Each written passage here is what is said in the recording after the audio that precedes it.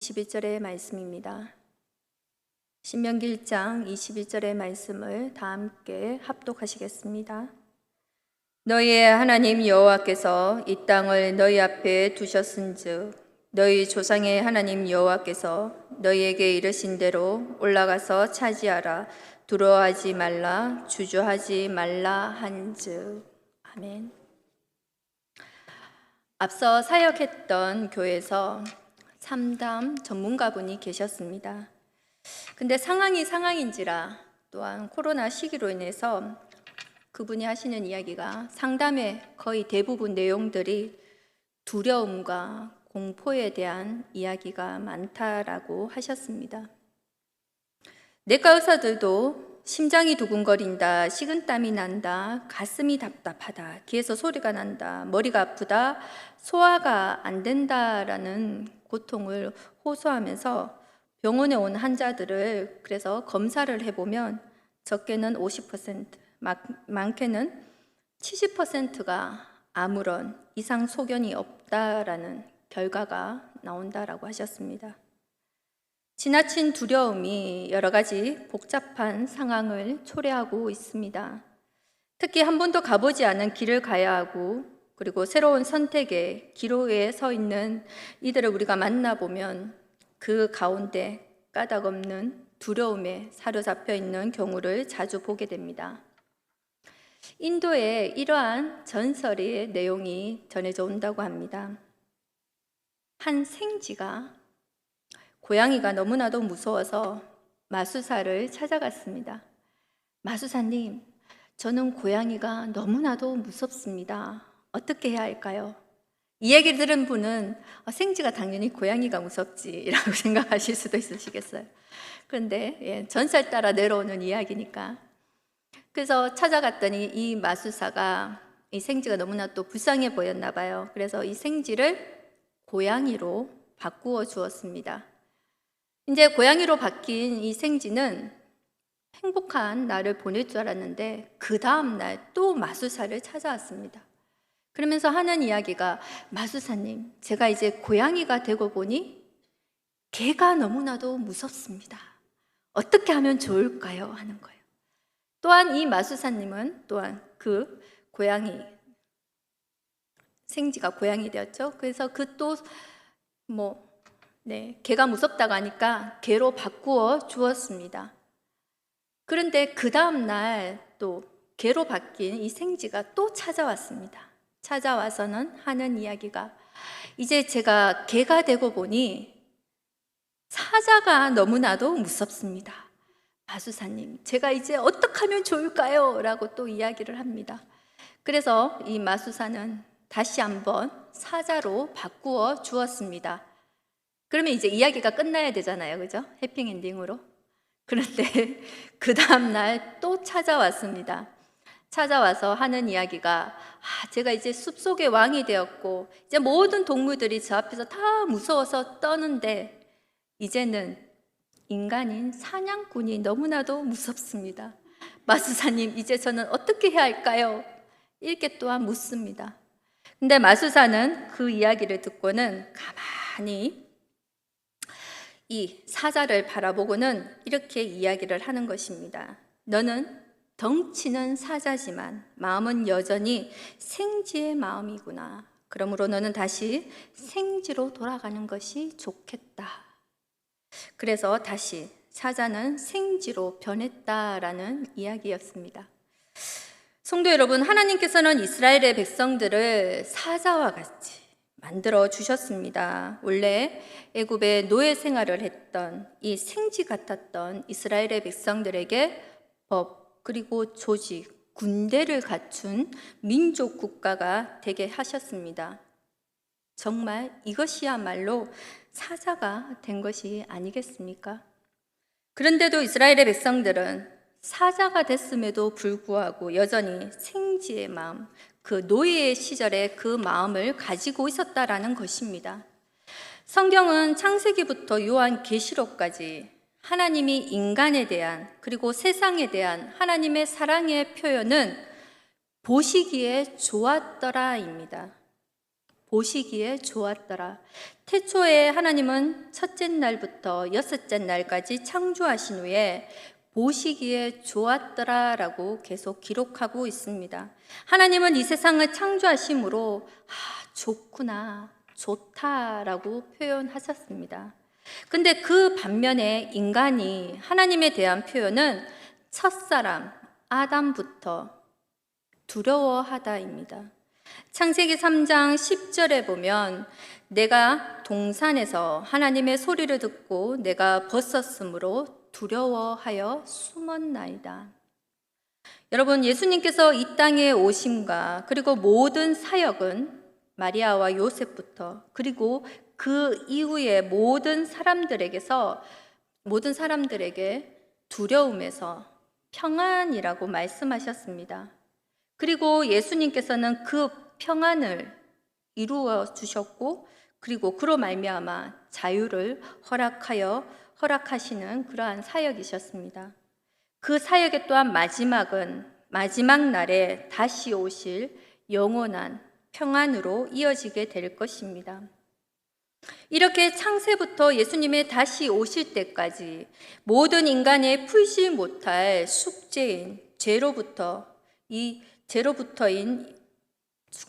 죄로부터의 두려움에서 또한 하나님이 주시는 평안으로 우리가 모든 두려움을 극복하고 그리고 이겨내고 나아가서 하나님이 함께 하심이 좋습니다라고 하는 그러한 삶을 고백해서 끝까지 하나님과 살아가는 저와 여러분들이 되시기를 소망합니다.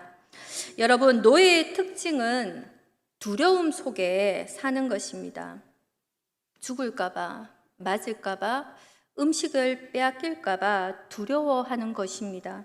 이스라엘의 백성들은 2년 동안 1600km의 그 대장정을 거쳐서 그래서 무섭고 험한 그 광야를 통과한 후에 이제 가나안 땅 바로 앞에 서 있었습니다. 이제는 하나인 숙제, 즉 아모리 족속만 치면 가나안 땅을 얻게 되는데, 그런데 그들은 이 두려움 때문에 하나님이 주시는 그 가나안 땅을 들어가지 못했습니다. 이스라엘의 백성들은 아모리 족속과 아낙 자손들을 두려워하였습니다. 그러므로 그들은 승리의 목전에서 가나안 땅에 들어가지 못하고 이후 38년 동안 38년의 세월 동안 광야를 방황하게 되었던 것입니다. 광야 방황의 간접적인 그 원인은 이스라엘의 백성들의 죄와 불순종입니다. 그러나 그 안에 직접적인 원인은 바로 그들의 마음속에 있었던 두려움이었다라는 것입니다. 이처럼 이스라엘 백성들은 그 두려움에 떨게 된 원인이 있었는데, 그것은 바로 첫째로 하나님의 말씀에 대한 반역입니다. 하나님께서는 모세를 통해 분명하게 말씀하셨습니다. 오늘 우리가 한 목소리로 같이 읽었던 신명기 1장 21절의 말씀입니다. 너희의 하나님 여호와께서 이 땅을 너희 앞에 두셨은즉 너희 조상의 하나님 여호와께서 너희에게 이르신 대로 올라가서 차지하라. 두려워하지 말라, 주저하지 말라라고 말씀하셨습니다. 하나님께서는 두려워하지 말고 올라가서 차지하라라고 말씀하셨습니다. 그러나 이스라엘 백성들은 신명기 1장 26절에 그러나 너희가 올라가기를 원하지 아니하고 너희 하나님 여호와의 명령을 거역하여라고 기록하고 있습니다. 이스라엘의 백성들은 여호와의 명령을 거역하면서 올라가기를 즐겨하지 않았다라는 것입니다. 기뻐하지 않았습니다. 하나님의 명령을 거역하면 인간의 마음 속에는 두려움이 오게 되어 있습니다. 권위자의 명령을 거역하면 두려움으로 인하여서 담대함이 사라지게 되고, 그래서 그 두려움이 나를 엄습하게 되는 것입니다. 두 번째로 이스라엘 백성들이 두려움에 떨게 된 원인은 근거 없는 오해에서 두려움이 옵니다. 신명기 1장 27절에 보면 장막 중에서 원망하여 이르기를 여호와께서 우리를 미워하심으로 아모리 족속의 손에 넘겨 멸하시려고 우리를 애굽 땅에서 인도하여 내셨도다. 이 말씀처럼 여러분, 정말 하나님께서 이스라엘 백성들을 미워하셨습니까? 신명기 4장 37절에 보면 여호와께서 내 조상들을 사랑하신 고로 그 후손인 너를 택하시고 큰 권능으로 친히 인도하여 애굽에서 나오게 하시며라고 기록하고 있습니다. 여러분, 하나님은 이스라엘 백성들을 미워하신 것이 아니라 사랑하시고 그리고 그 애굽에서 탈출시켜 주신 것이죠. 노예에서 해방시켜 주신 것입니다. 하나님께서는 이스라엘 백성들을 그 아모리 손에 붙여서 멸하시려고 하신 것이 아니라 도리어 이스라엘 백성들과 함께 계시고 또한 그 앞에 서서 이 아모리 족속을 멸하려고 하셨던 것입니다. 하나님께서는 이미 가나안 땅을 주기로 약속하셨기 때문에 너희들은 올라가서 치하라라고 명령하셨는데, 의심하고 오해했던 이스라엘의 백성들은 에스골 골짜기의 그 포도송이를 그 점탕꾼 두 사람이 메고 오는 것을 보고 이렇게 생각하였습니다. 야, 하나님이 저걸 가지고 우리를 깨어서 죽게 만들려고 우리를 이 가나안 땅에 올라가게 하시는구나. 이 가나안 땅에서 우리를 죽게 만드시는 것이구나 라고 생각하였다는 것입니다. 그런데 이 이스라엘의 백성들뿐만 아니라 가나안 땅을 점탐하러 갔던 이 10명의 점탐꾼들도 하나님의 의도를 의심하고 오해했다라는 것입니다. 용기를 내야 할 시점에서 오히려 돌아다니면서 이스라엘의 백성들을 낙담시킵니다. 여러분, 가나안 땅에 올라가면 너무나도 덩치가 큰 아낙 자손 때문에 우리는 죽게 될 것입니다. 우리는 그들에게 정말 메뚜기입니다. 이렇게 이야기하는 것입니다. 스스로를 메뚜기 같다라고 이야기합니다. 이처럼 하나님의 사랑과 능력을 오해할 때 사람들 마음속에 두려움이 오는 것입니다. 여러분은 어떠하십니까? 지금 여러분의 환경이 스스로 메뚜기로 취급할 만한 상황이십니까? 하나님이 지금 나를 골탕 먹이시려고 죽이려고 하시는 시험 같으십니까? 이 시간부터는 그 두려움과 불평을 몰아내고 하나님의 사랑과 능력으로 살아가시는 우리 믿음의 백성들 되시기를 소망합니다. 세 번째로 이스라엘 백성들이 두려움에 떨게 된 원인은 그 어려운 환경만 바라보았기 때문입니다. 이스라엘의 백성들은 그 10명의 점탕꾼들은 이렇게 고백합니다. 민수기 13장 28절에 보면 그러나 그 땅 거주민은 강하고 성읍은 견고하고 심이 클 뿐 아니라 거기서 아낙 자손을 보았으며, 실제로 정확하게 보았습니다. 그들은 그런데 눈에 보이는 그 큰 성읍, 그리고 키 큰 아낙 자손, 그리고 장대한 백성들만 보았다라는 것입니다. 그 백성들을 쳐서 멸하시고 도우시는 하나님의 손길을 보지 못했다라는 것입니다. 여러분, 우리는 때때로 환경을 보고 두려움에 빠집니다. 지금 이 상황이 정치도 어렵고 경제도 어렵고 사회도 어렵고 가정도 어렵다고 한탄합니다. 첩첩산중이라고 우리가 생각될 때가 있습니다. 길이 보이지 않고 막막하고 답답한 상황에 놓이게 될 때가 있습니다. 그러나 우리를 돕는 손길을 우리가 안다면 우리는 두려움에 빠질 필요가 없다라는 것입니다. 우리를 돕는 분은 우리와 함께 계시는 분, 바로 우리의 아버지, 우리의 하나님이 되십니다. 하나님은 환난 날에 만날 우리의 큰 도움이시고, 그리고 우리가 낭떠러지로 떨어지면 하나님의 손길이 우리를 건져 주십니다. 주님, 이 사실을 제가 끝까지 믿고 또한 두려움을 극복해 나갈 수 있도록 여러분 간절히 기도하며 나아가시기를 소망합니다. 네 번째로 이스라엘 백성들이 두려움에 떨게 된 원인은 과거에 역사하신 그 하나님의 그 능력을 쉽게 망각하면 두려움이 오게 됩니다. 바로 비약한 기억력 때문인 것입니다. 동물들 가운데 기억력이 가장 낮은 것은 오징어라고 합니다. 오징어의 IQ는 5 미만이라고 이야기합니다. 그래서 오징어를 잡는 사람들은 혹시 오징어를 잡다가 놓쳐버려도 걱정을 하지 않는다고 들었습니다. 왜냐하면 2초만 지나도 그 잡혔던 것을 잊어버리고 다시 그 미끼를, 바늘을 물기 때문입니다. 그런데 과연 오징어만 그래야 할까요?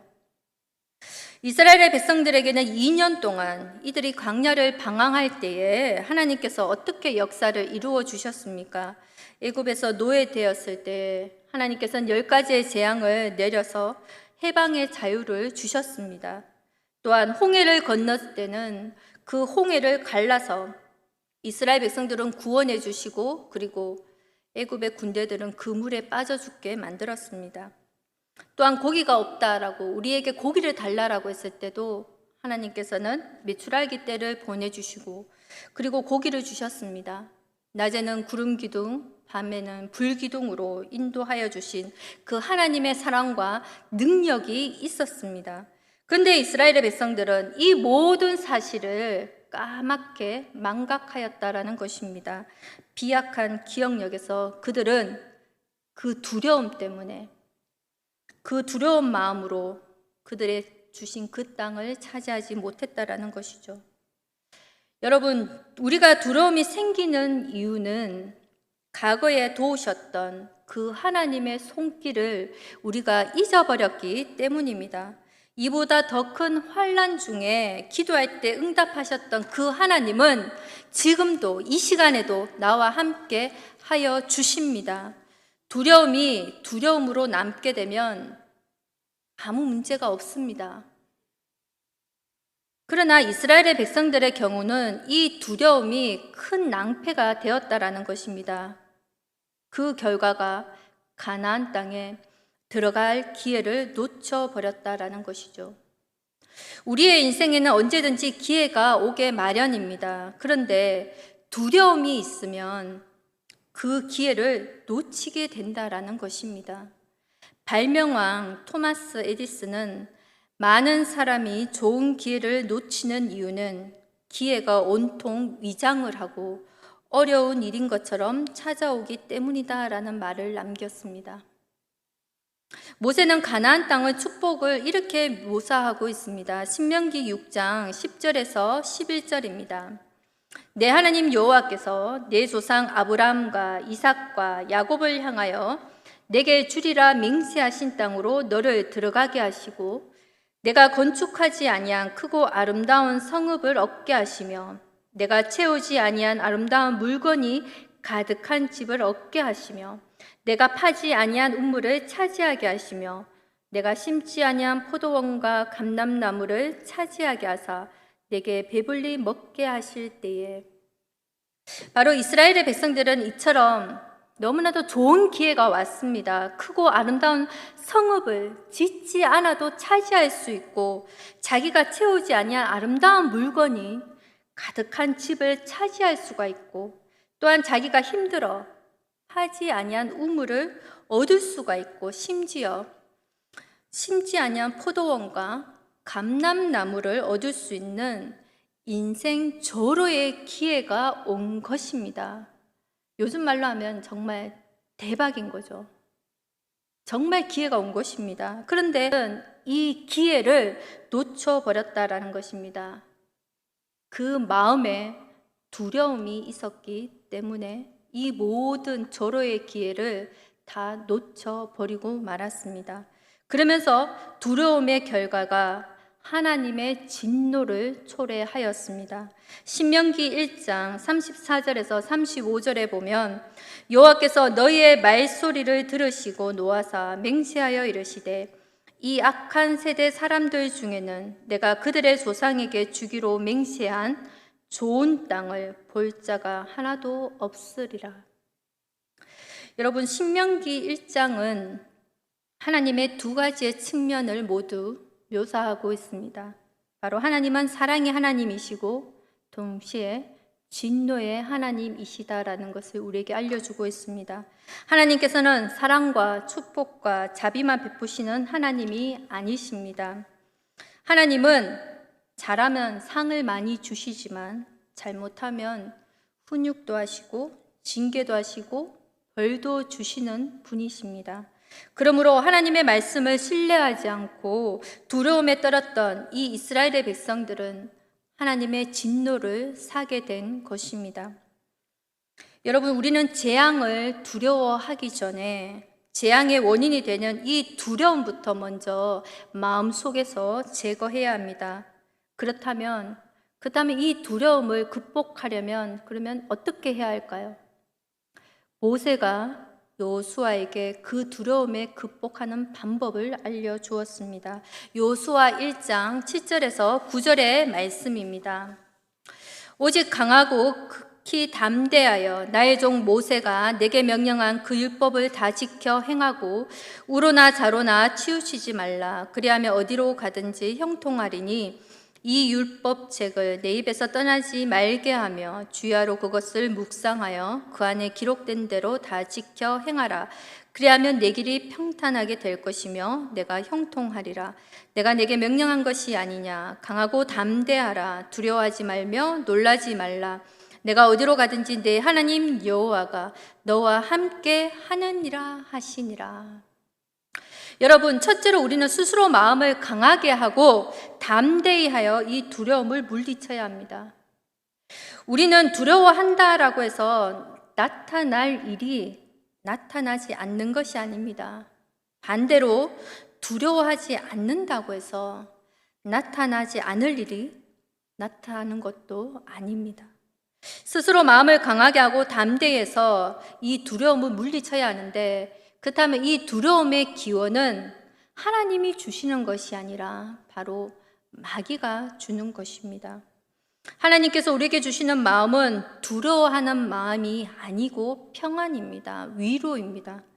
두려움의 기원은 이 마귀이기 때문에 우리는 마귀를 대적하듯이 두려움을 대적해야 합니다. 그래서 내 안에 까닭없이 두려움이 임할 때마다 우리는 이렇게 외치기를 소망합니다.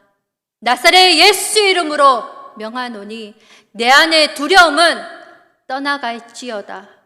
이렇게 명령하십시오. 여러분, 두 번째로 우리가 두려움을 극복하려면 하나님의 말씀을 주야로 묵상하고 순종해야 합니다. 하나님의 말씀을 묵상하고 순종하면 하나님의 꿈과 역사의 자리에 동참할 수 있는 길이 우리 앞에 전개될 것이라고 말씀하셨습니다. 그러므로 우리는 늘 주님의 말씀을 주야로 묵상하고 사랑해야 합니다. 특히나 이 코로나 시기에 더욱더 주의 말씀을, 주님의 말씀이 내 발의 길이요 또한 인생의 내 빛의 인생의 참맛을 정말 느끼며 또한 즐기면서 살아가시는 하나님의 아들, 딸들이 되시기를 소망합니다. 세 번째로 두려움을 극복하려면 하나님이 우리와 함께 계신다라는 것을 믿어야 합니다. 하나님은 우리와 함께 계시고 영원토록 떠나지 아니하십니다. 또한 하나님은 멀리 계시지 않습니다. 사도 바울은 고린도전서 3장 16절에 너희가 하나님의 성전인 것과 하나님의 성령이 너희 안에 계시는 것을 알지 못하느냐라고 말씀하셨습니다. 성령 하나님께서 우리 안에 거하시고 영원토록 떠나지 아니하시며 우리 인생에 그 돕는 손길이 되어 주신다라는 것입니다. 여러분, 그 적극적 사고 방식이라는 책을 쓴 노먼 빈센트 필이라는 분이 계십니다. 근데 이분은 인간의 그 두려움을 100%라고 생각하고 그 인간의 두려움을 우리가 100으로 놓고 보았을 때에 40%는 과거의 일 때문에, 그리고 50%는 불확실한 미래에 대한 두려움 때문에, 그리고 나머지 10%는 아무 이유 없이 그냥 두려움이라고 말을 하고 있습니다. 근데 우리는 과거에 저지른 일 때문에 두려워할 수 있습니다. 그렇지만 그 일은 어쩔 수가 없습니다.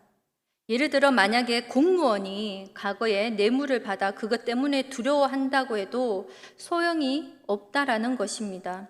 들통나면 감옥에 가는 수밖에 없습니다. 과거에 저질러 놓은 죄 때문에 일어난 일들은 바로 본인이 책임을 져야 한다라는 것이죠.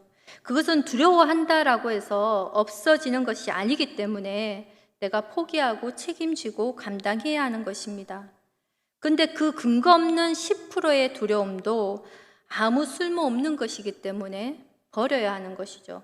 근데 문제는 앞서 50%, 그 50%가 바로 미래에 대한 두려움입니다. 근데 우리가 이 미래에 대한 두려움도 오늘 말씀처럼 하나님께 맡기시기를 주님의 이름으로 소망합니다.